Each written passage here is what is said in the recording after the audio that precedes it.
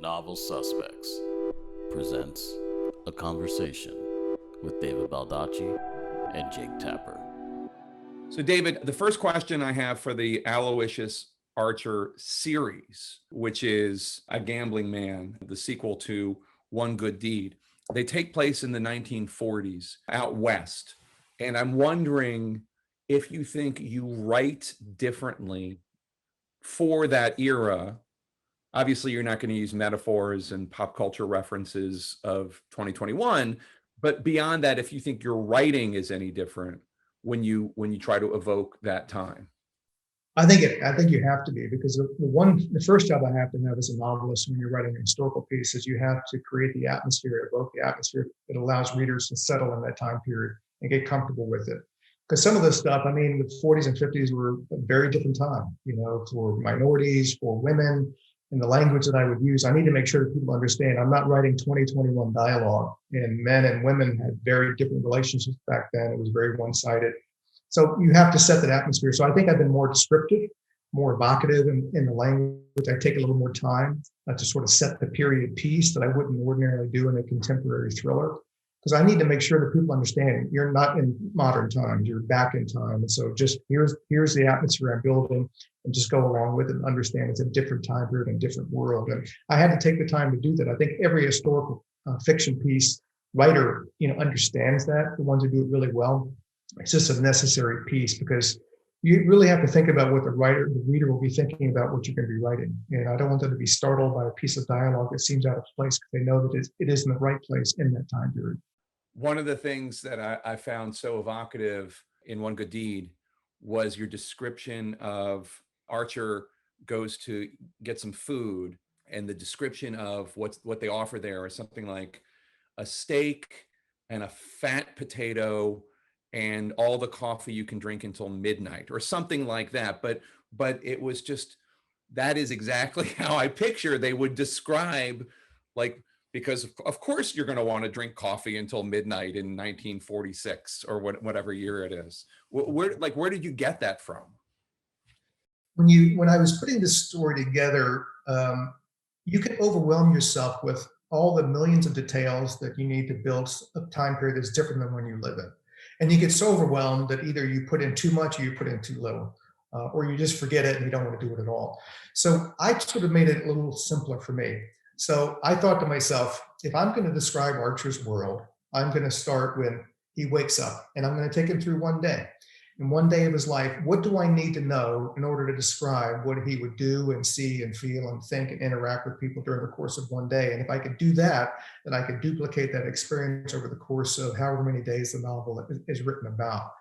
So that's how I put my battle plan together. When, you talk about how people get up, they shower, they dress. So you have to know about the clothes. They get from A to B, the cars, where they eat, what they think, how they talk to people. They can't jump on a smartphone, obviously, so there are other ways to get information. And so just encapsulating that into one day really built up my battle plan of what I needed to know and the research I needed to do. I love that time period. Crime and war is sort of my sweet spot. Ross McDonald was like a god to me. The guy he was a genius. Raymond Chandler as well. And some of my favorite movies are that time: Chinatown, The Big Sleep, Farewell, My Lovely. Those are sort of my sweet spot. I mean, look, if you're a woman and a minority back then, life was awful. It was just terrible. But there were pieces of it that I really liked, because post-World War II, this country was changing. People were sick of the Depression, sick of not having anything, sick of fighting a world war. So this country just pulled up its roots and moved. And people were looking for a better life, transitioning. And that's what Archer was doing in this book, looking for something better. As he said, looking for something to do where he could earn a living and do something interesting with whatever time he had left on Earth. Yeah. One of the things that also I found evocative was your Archer in One Good Deed is talking to somebody, and he talks about trouble, and he says, trouble with a capital T, which is how somebody in 1946, 47 would emphasize, or I guess it's like later 40s than that, but where did you was it just reading a lot of Chandler? Was it reading fiction from that era, watching movies from that era? Where did you get the terms that people would use?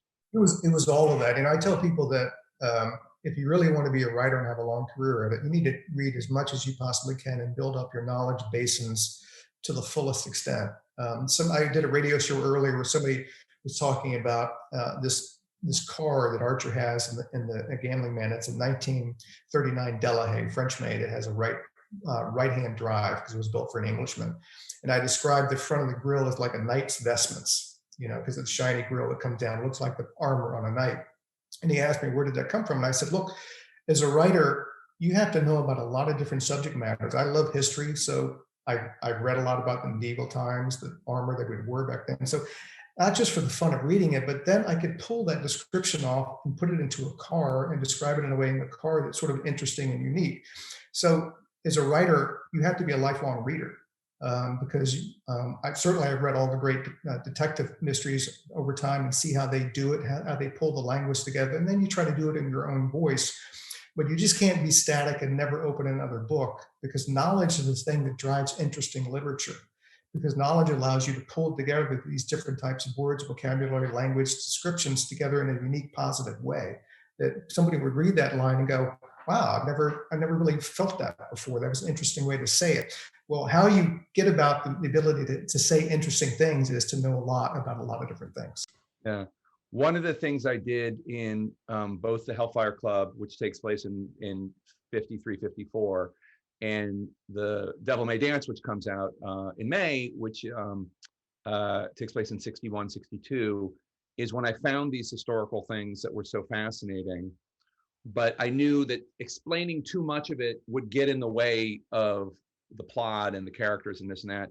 I did a thing of endnotes, so that if you were a history nerd and wanted to know, well, where did that come from, or is that real, or where is he, that there would be a place to go. Like, for instance, it's incidental to the plot. So, but at the end of the Hellfire Club, there's a scene that takes place at Dodger Stadium, which had just opened. And there's like a small reference to the fact that basically the city of Los Angeles had just steamrolled all the low-income Latinos who lived there and just moved them out.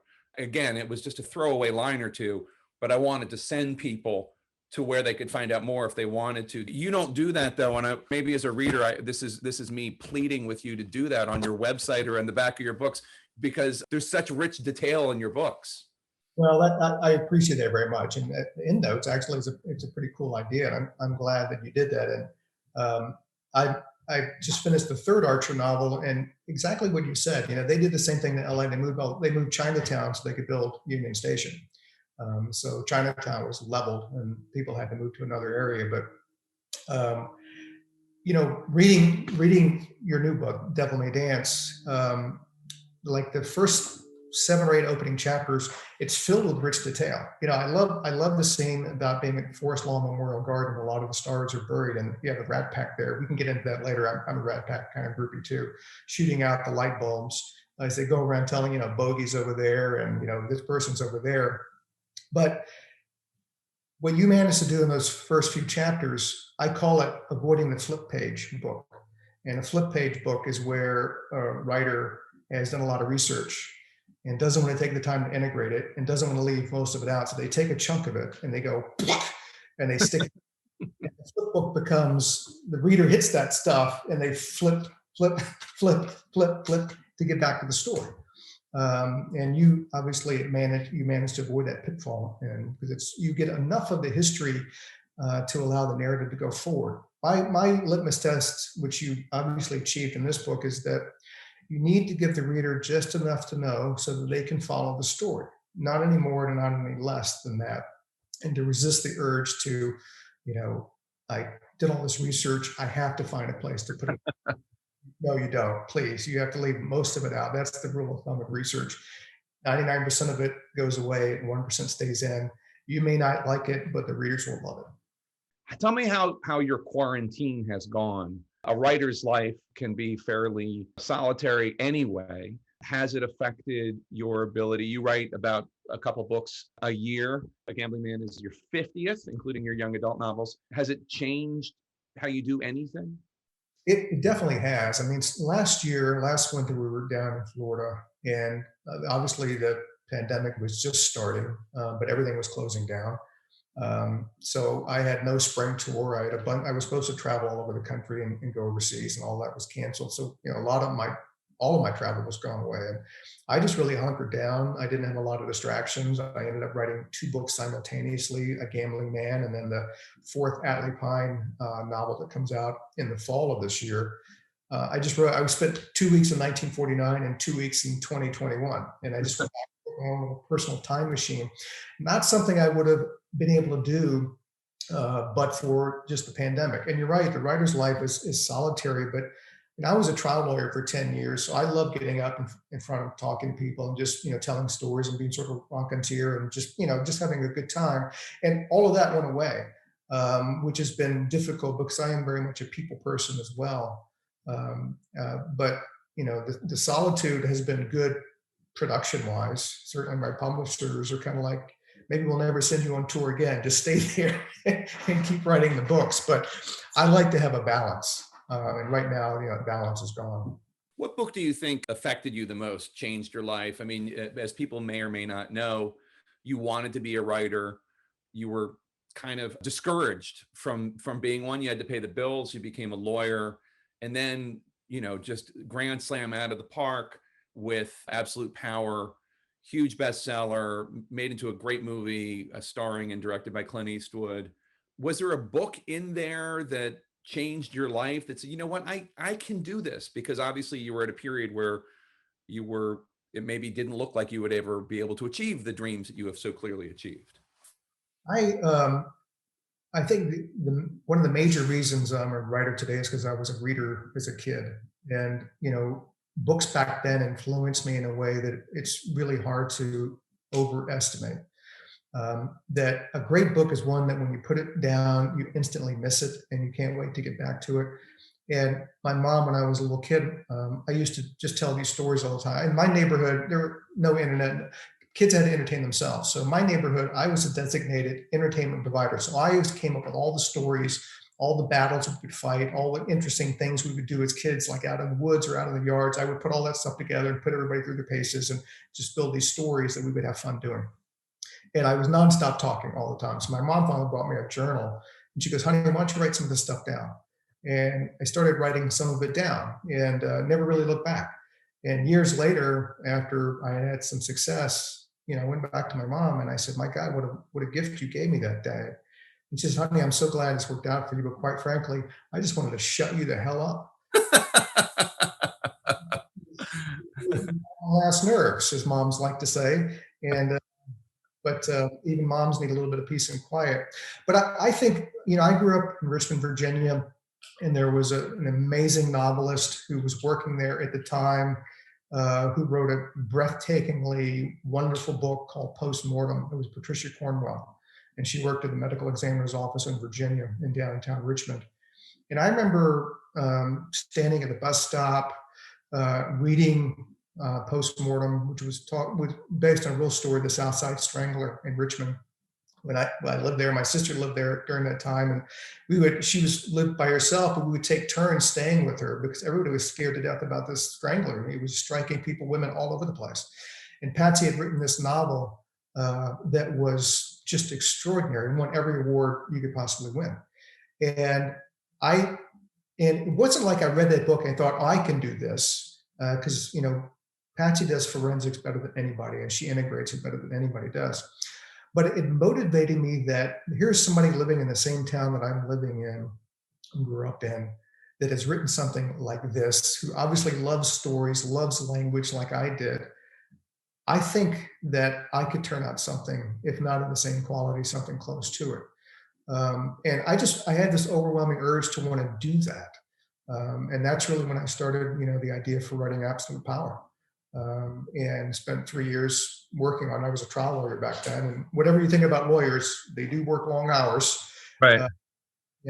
So it really kind of happened for me. And I've gotten to know Patsy over the years. She's a wonderful person. And but sometimes it's just that visceral reaction to an experience that sort of just drives you. What is the most interesting or craziest story you've had from a book tour? Your book tours in the last year have been rather limited, and probably you haven't left the room that you're sitting in right now. You certainly have millions of fans, people who might know your characters and your novels better than you know them at this point, just because the human brain has so much capacity and you've got to move on to write the next one. They're probably living in the past. And any interesting stories? Yeah, a couple that come to mind. One was in person, and one was a little bit more removed. And I was at a book signing, and I talked and did my presentation, and I'm signing books. And as I'm signing books, this elderly gentleman took a chair across from me, across the line, and he was interesting, with long, scraggly hair, sort of disheveled appearance. He had one arm was cut off at the elbow, and over that was a bag that he was holding, like a canvas bag filled with stuff. And I signed for maybe 3 hours, and he was there the whole time, just staring at me the whole time. And I finally just, I'm usually fine with that. I mentioned to one of the people at the bookstore, and I said, does he want a book sign? And, oh, he's fine. He's no problem. It's okay. So the signing was over, then he came over and approached me, and he pulled out a wallet from his bag, and the wallet was like a piece of leather, a rubber band, and like 6,000 pieces of paper. And he had the story to tell me that he was one of twins, and that somebody had murdered his other twin when they were much younger to steal the family fortune, and they buried the body and they got away with the crime. And he wanted me to write that story. And I'm always very, I grew up in Virginia. I'm always very pleasant and polite and respectful to everybody. And I said, that sounds like an amazing story.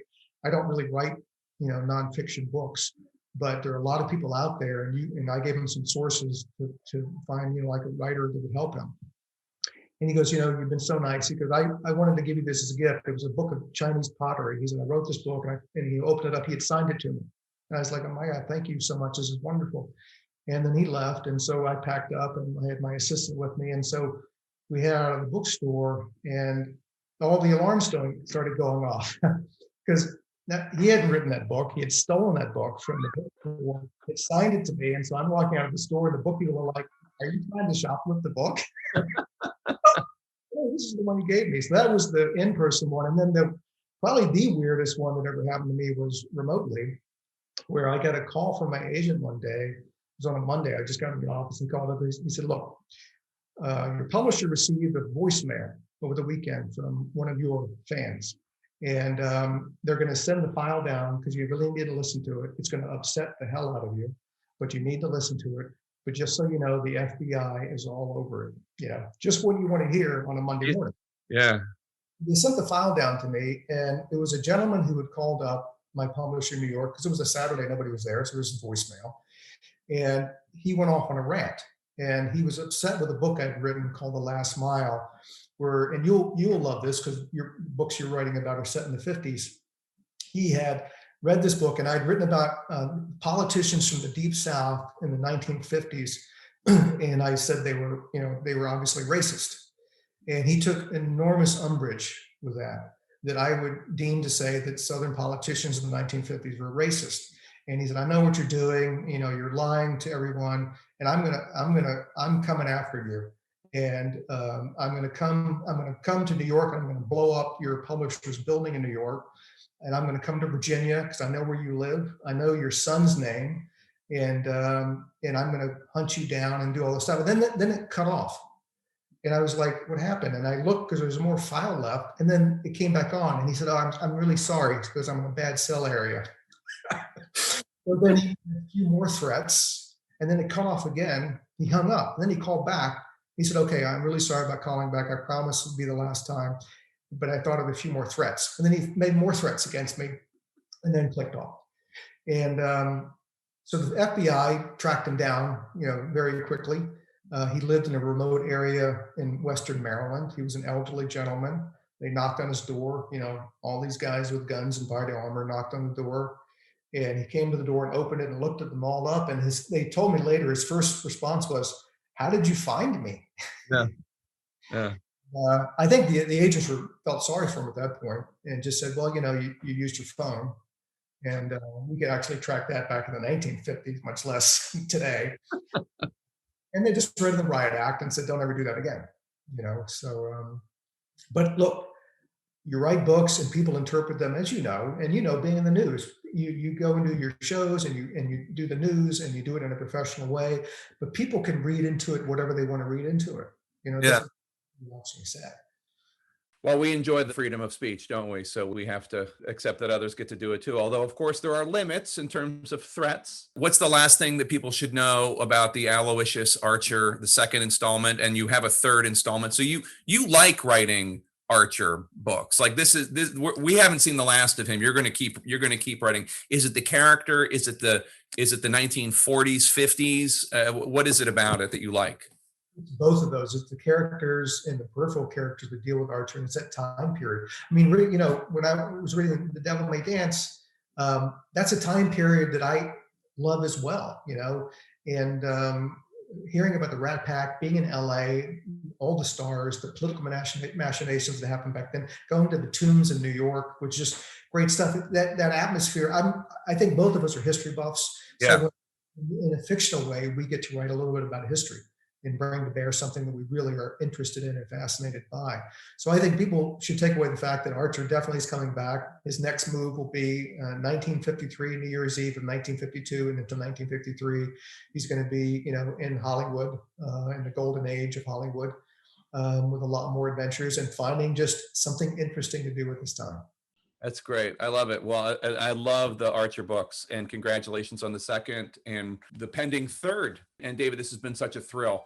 Thanks so much. You